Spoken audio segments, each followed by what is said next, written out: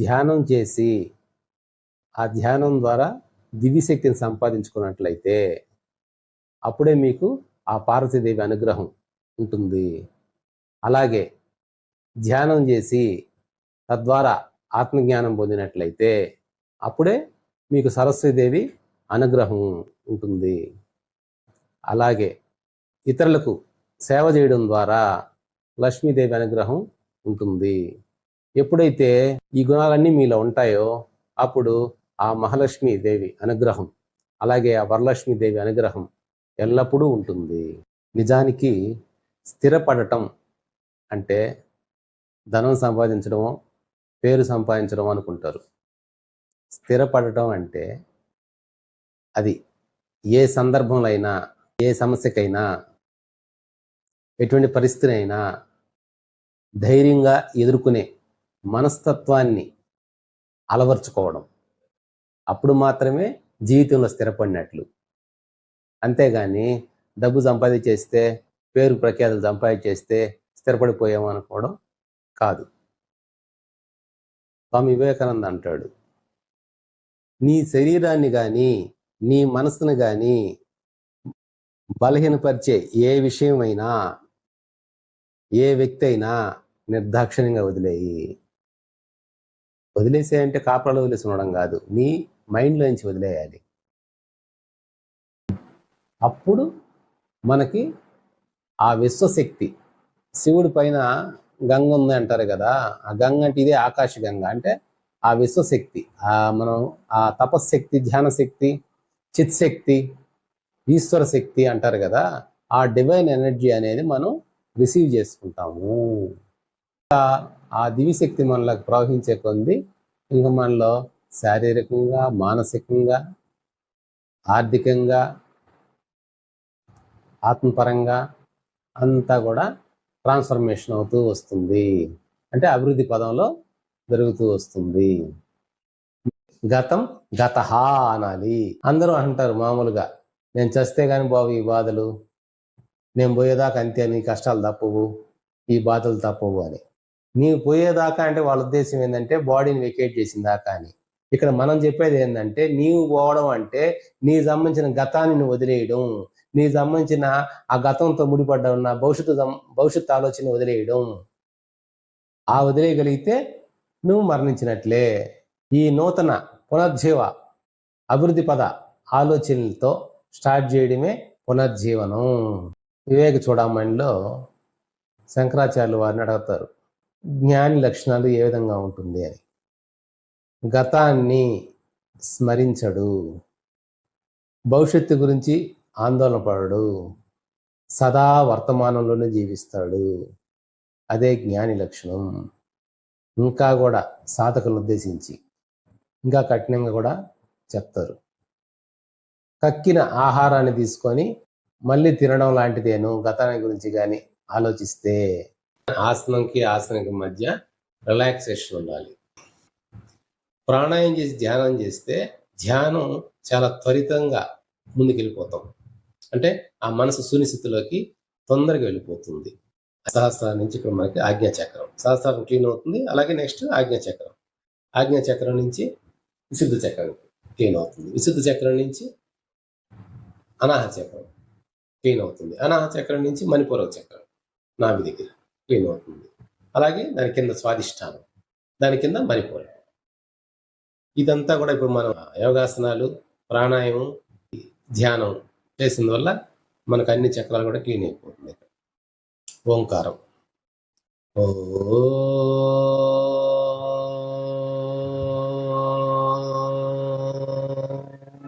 ఆ కళలో భయంకరంగా కొంత జరిగింది లేదా సంతోషంగా జరిగింది, ఈ విధంగా ఆ కళని చర్చిస్తుంటారు.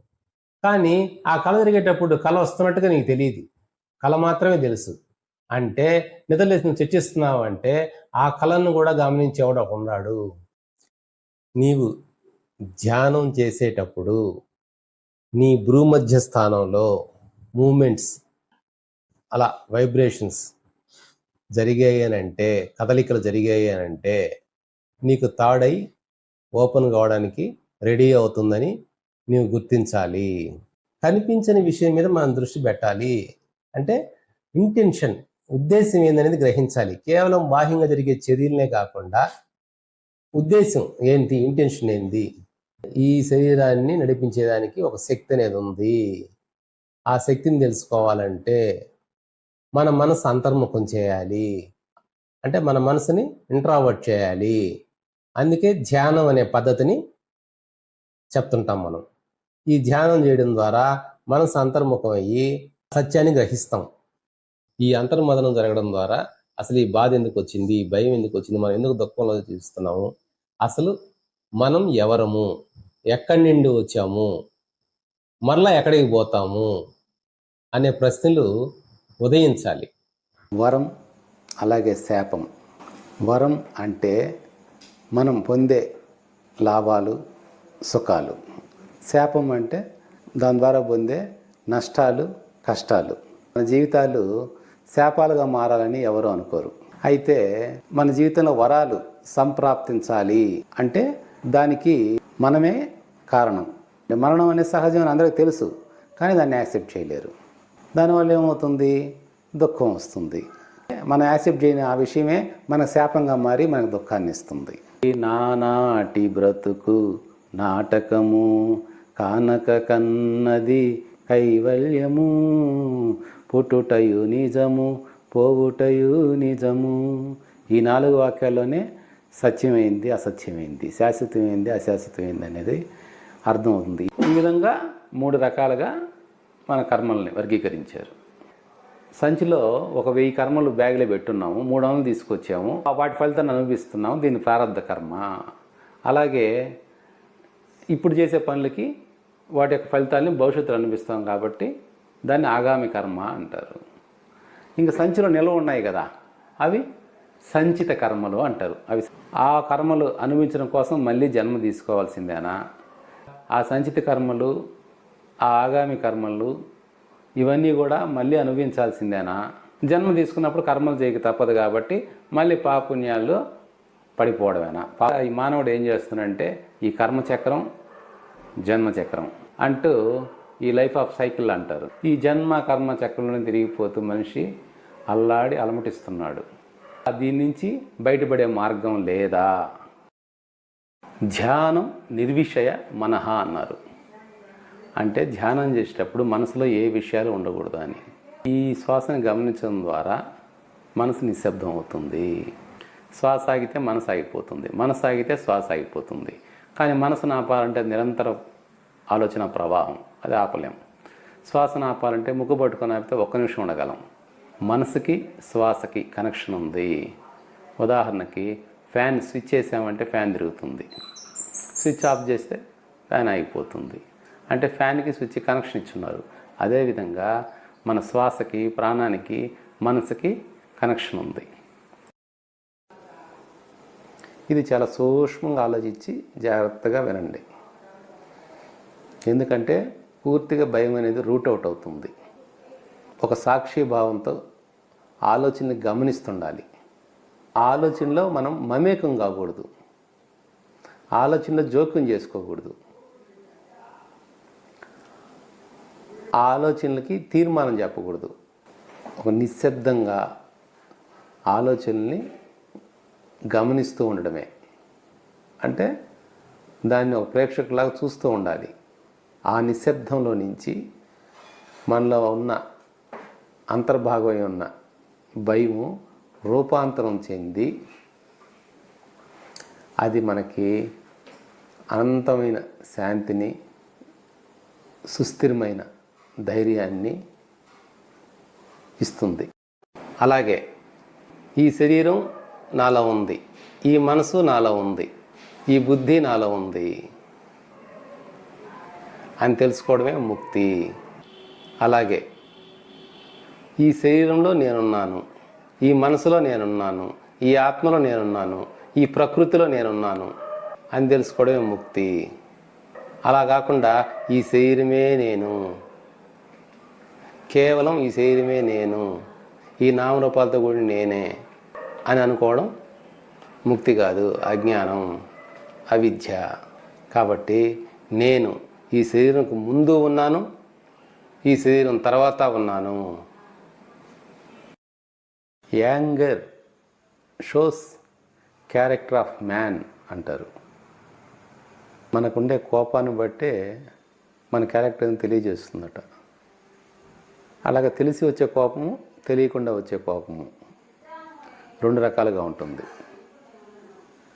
అయితే ఈ తెలియకుండా వచ్చే కోపాన్ని, అంటే స్ట్రెస్, బీపీల ద్వారా వచ్చే కోపాన్ని మనం రెగ్యులర్గా మెడిటేషన్ చేయడం వల్ల ఆ కోపం లేకుండా చేసుకోవచ్చు. అలాగే మనకు తెలిసి వచ్చే కోపాన్ని మనం ఇప్పుడు కొన్ని టిప్స్ చెప్పుకుంటాం. ఆ టిప్స్ ద్వారా కోపం లేకుండా చేసుకోవచ్చు. 3 పద్ధతులు ఉన్నాయి: వాచికము, ఉపాంశువు, చిత్తజపం. వాచికం అంటే బిగ్గరగా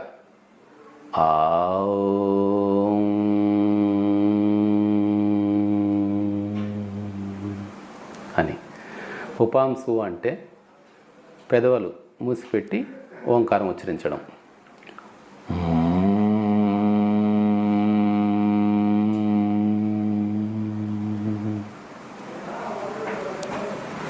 మూడవది చిత్తజపం, మనసులోనే ఓంకారాన్ని ఉచ్చరించుకోవడం శబ్దం లేకుండా.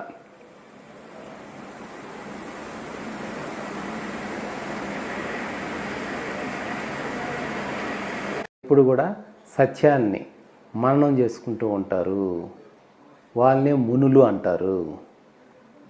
ఈ సత్యాన్ని మనం మననం చేసుకోవాలి. ఏంటి సత్యం?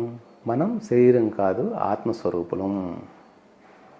కాబట్టి ఈ బ్రహ్మ సత్యము, జగత్తు మిథ్య అన్న విషయాల్ని మనం ఎప్పటికప్పుడు మననం చేసుకుంటూ ఉండాలి. ఆ సత్యాల్ని ఇప్పుడు కూడా అవేర్నెస్లో లేకపోవడం అంటే, గమనంలో లేకపోవడం అంటే, ఉదాహరణకు మాట్లాడవలసిన సమయంలో మాట్లాడకుండా ఉండడం, మాట్లాడకుండా ఉండని సమయంలో మాట్లాడడం అంటే మనం గమనం కోల్పోయిన వాళ్ళం అవుతాం.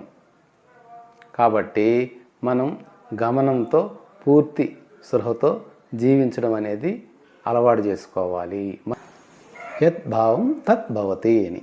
నీవు ఎటువంటి భావంతో ఉంటావో అటువంటి ఫలితాన్నే పొందుతావు అని చేసి, నీ ఆలోచనే నీ వాస్తవం. ప్రతి ఆలోచన రూపాంతరం చెంది అది పదార్థంగా మారి నీ పరిస్థితిగా పరిణమిస్తుంది. కాబట్టి మన యొక్క మానసిక స్థితే మన బాహ్య పరిస్థితి. య మతి స గతి అని. అంటే మన మతిని బట్టే గతి అని. మన సాంప్రదాయం ప్రకారం శాంతి శాంతి శాంతి అని 3 సార్లు అంటారు. శాంతిపరచాలని అంటే శారీరక పరంగా, మానసికంగా, ఆత్మపరంగా మనము శాంతిని పొందితేనే మిగతా మన దైనందిన కార్యక్రమాలన్నీ కూడా సక్రమంగా నిర్వర్తించగలము. ఒక మంచి నిర్ణయం తీసుకోవాలి, మనకు సంబంధించిన ఏ వ్యవహారంకైనప్పటికీ ఒక చక్కటి నిర్ణయం తీసుకోవాలంటే పీస్ ఆఫ్ మైండ్ వల్లే సాధ్యమవుతుంది. శాంతి అనేది సముద్రం కన్నా గొప్పది అంటారు పెద్దలు. ఎలా అంటే, సముద్రం వల్ల మేఘాలు, మేఘాల వల్ల వర్షాలు, వర్షాల వల్ల పంటలు, పంటల వల్ల ఆహారం, ఆహారం వల్ల ఆరోగ్యం, ఆరోగ్యం వల్ల మన అభివృద్ధి. ఆత్మోద్ధరణ ద్వారా లోకోద్ధరణ. వ్యక్తిగత శ్రేయస్సు అనేది అందరూ పొందాలి. అంటే తనకు తాను మేలు చేసుకోవాలి. అప్పుడు మాత్రమే ఇతరులకు మేలు చేయగలడు. బుద్ధం శరణం గచ్ఛామి, ధర్మం శరణం గచ్ఛామి, సంఘం శరణం గచ్ఛామి. బుద్ధం శరణం గచ్ఛామి అంటే మొదట నీవు బుద్ధత్వం పొందు. You must become enlightened. Then after that, you know what is the righteous or unrighteousness. కర్మ అంటే పని, కర్మ అంటే పని యొక్క ఫలితం. కాబట్టి మనం ఏ పని చేస్తామో దాని యొక్క ఫలితాన్ని మనం అనుభవిస్తాం. ఋషులు 3 రకాలుగా వర్గీకరించారు: ప్రారబ్ధ కర్మ, ఆగామి కర్మ, సంచిత కర్మ.